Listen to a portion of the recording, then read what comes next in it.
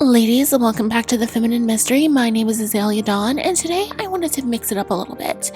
As we've discussed here, it's cuffing season. A lot of you may be in new relationships, and you may be concerned with making sure that this relationship is going to be a good use of your time. So I wanted to go in a little bit of a different route today and make a video that is going to be talking about signs of a time waster. Now, this is not one of those videos that is all about bashing men and telling you to break up with this or that person, because I'll just let you know right now, I do not believe in that. I don't agree with that. I think a lot of the time people who are not necessarily happy in relationships are the first one to tell you to leave a man, especially if it's another woman and she's single, maybe she's not putting herself together like that. That can be the type to tell you, oh, you should leave him, you should leave him, you should leave him. And the other type is very much like that girl who's telling you that you should leave him, and she's going to be the first one in his DMs.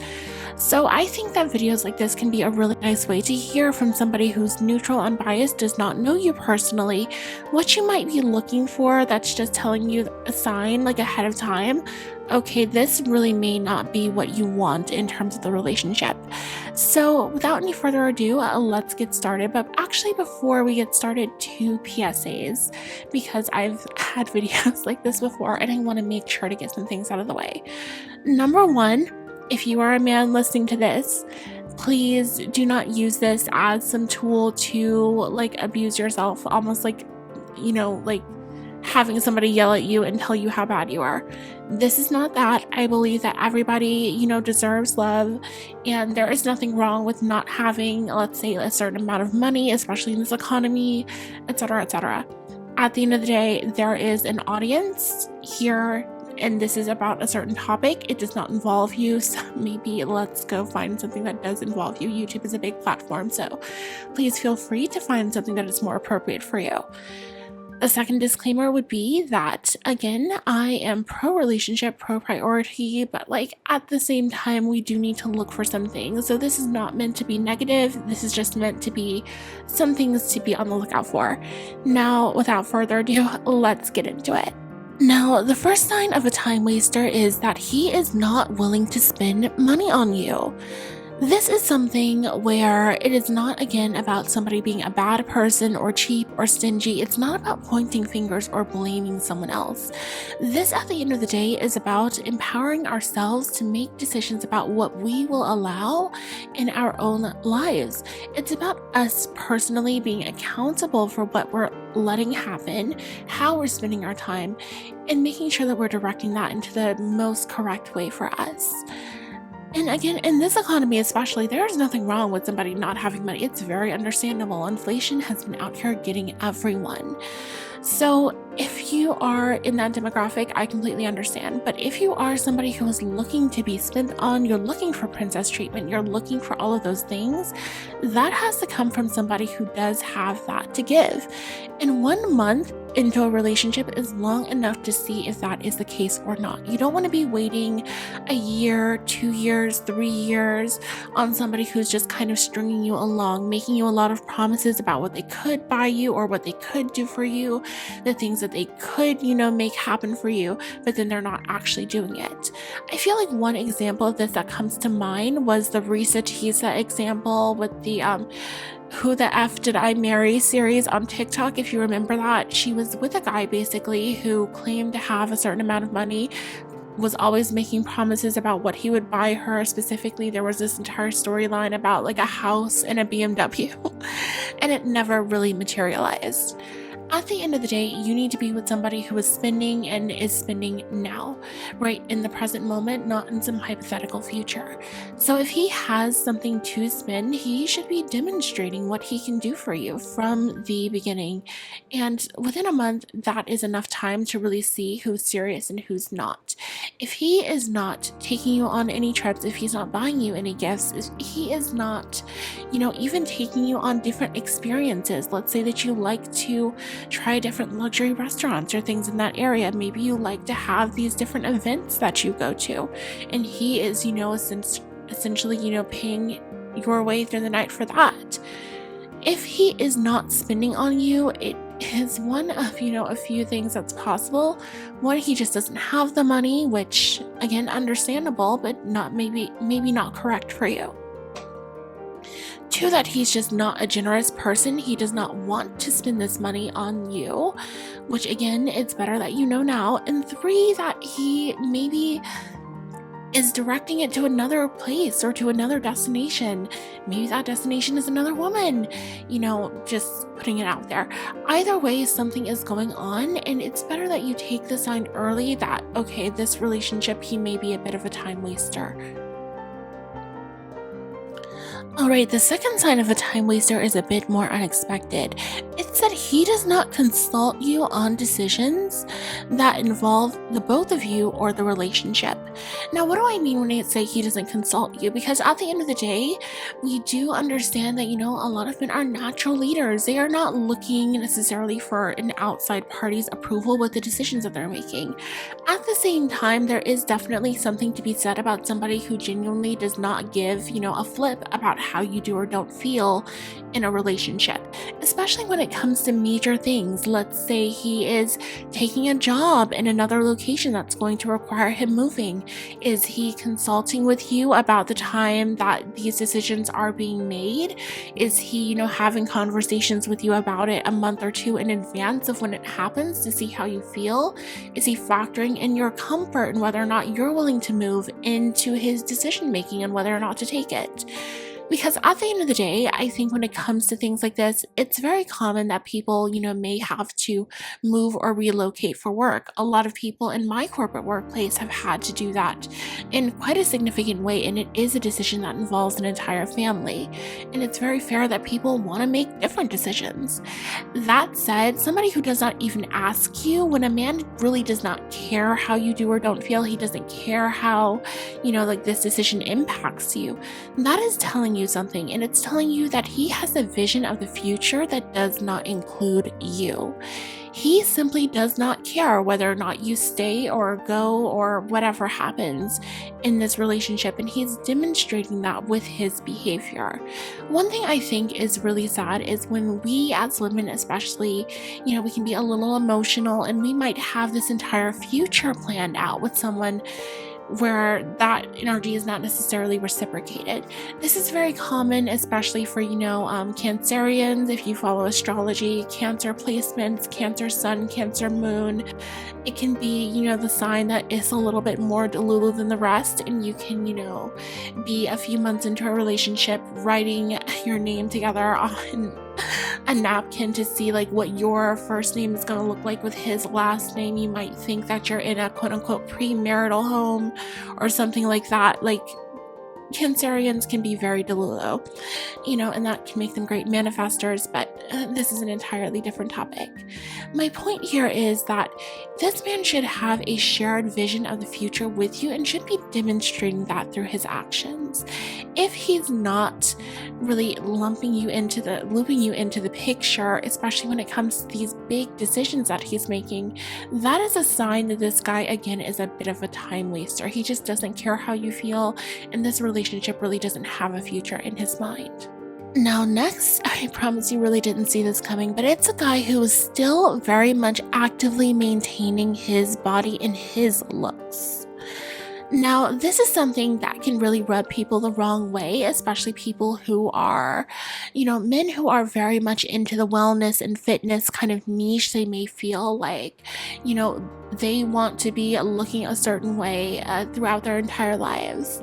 But I heard this saying from an Italian one time. I don't know if it's common or not, but it basically was that where there's love, there's sugar. And essentially what he was saying is that when two people are in love, it's normal for them to start to gain weight, maybe not look their best, etc., etc. It's normal for people to start to let themselves go when they're in a relationship where they are very comfortable. Right? And I think that that's one of those things where it can definitely have its pros and cons, but that is what is, quite normal. When a guy is actively keeping up his appearance, he's going to the gym every single day, he's working out aggressively, he's not willing to compromise in those workouts, he's eating a very specific way. He is doing all the things that he needs to do to look good, including facials, getting his hair done, anything that he does to keep himself up and keep looking good. That is again a sign that he sees himself as continuing to want to be competitive for female attention. Now, this is something that I definitely had to learn in a prior relationship because I felt like it was perfectly normal that, like this guy just really wants to look good. But it can be a bit of a problem being with a pretty boy, somebody who is just constantly fixated on looking good all the time. And at the end of the day, what I learned from my situation, this was just a personal experience, so you can take it with a grain of salt. But what I really took away from that is no matter what somebody says, when you're putting that much effort into looking good, it's for a reason. So this might be something, again, just to pay attention to. I wouldn't say it's necessarily a point to take action with, but if he's definitely keeping himself up, keeping himself looking good, and it's not necessarily for you per se, that is, again, a sign that you might be, again, with a little bit of a time waster.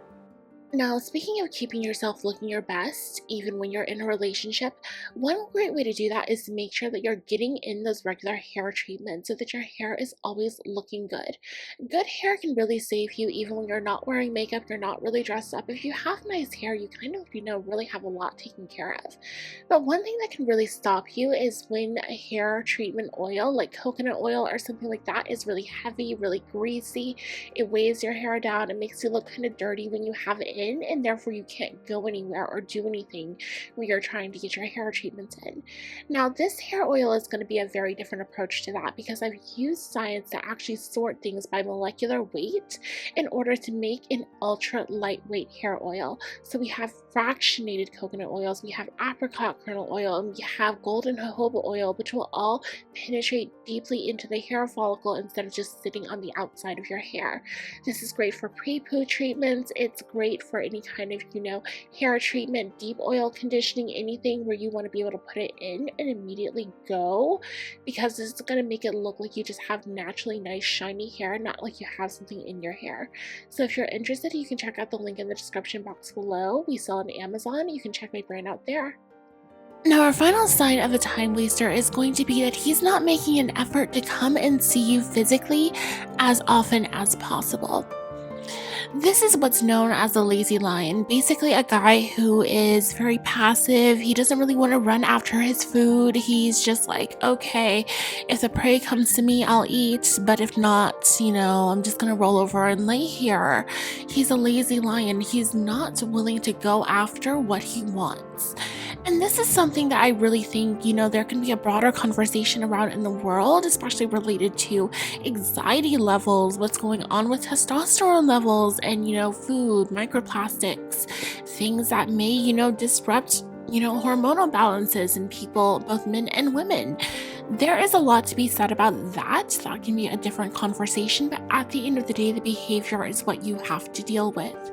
That is the thing that people have, executive agency over what they choose to do. And at the end of the day, the lazy lion, it doesn't matter if it is, a lot of times we try to judge people by their intentions, what they mean to do. Do they mean to hurt us? Do they mean to do X, Y, or Z? But at the end of the day, we're not going to have access to somebody else's intentions. That's number one. And two, it really doesn't matter what he's intending to do. He could really like you a lot, but he's just not going to advance the relationship forward in maybe the way that you might like, or the pace that you might like, or really probably at all. Now, what does a lazy lion really look like in practice?